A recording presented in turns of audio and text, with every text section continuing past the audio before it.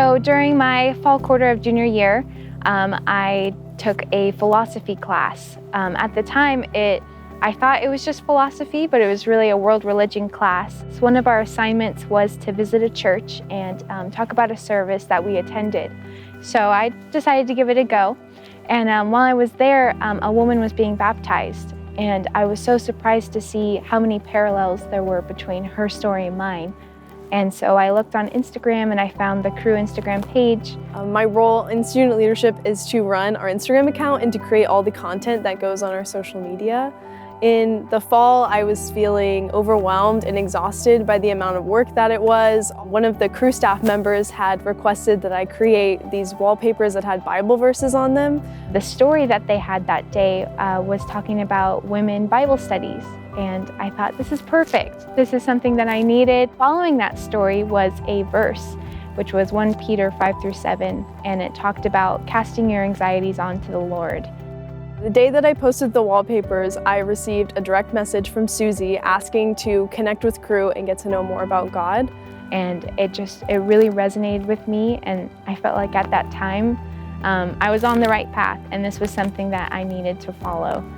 I responded with a message asking if we could meet, but because we were under stay-at-home orders with COVID, I asked her if we could meet via Zoom. And since I love coffee, I decided that we could maybe get coffee together, but over Zoom. And so I Venmo'd her $5 and we both got coffee before we came to our Zoom meeting. She reached out to me through Cru, and she was so lovely and so nice.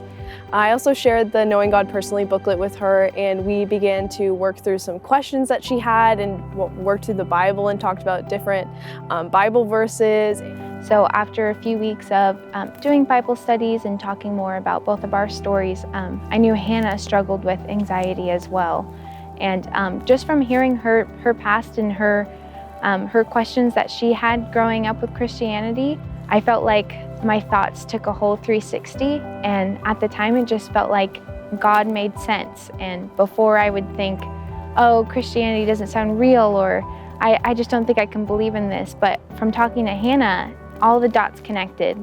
We went through the Cru website where they had a prayer that basically talked about accepting the Lord and choosing to follow Him.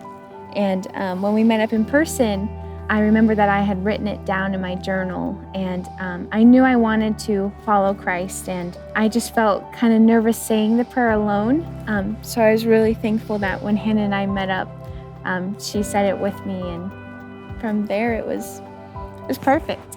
I trust God now more than I ever have after seeing just a part of His perfect plan, and that He used someone so imperfect as myself, and that He used someone who had a bad attitude and a post that wasn't, posted from, the right part of my heart, and He can use that to bring someone to Himself, and He loves us so much and just desires to be in relationship with us more than anything else.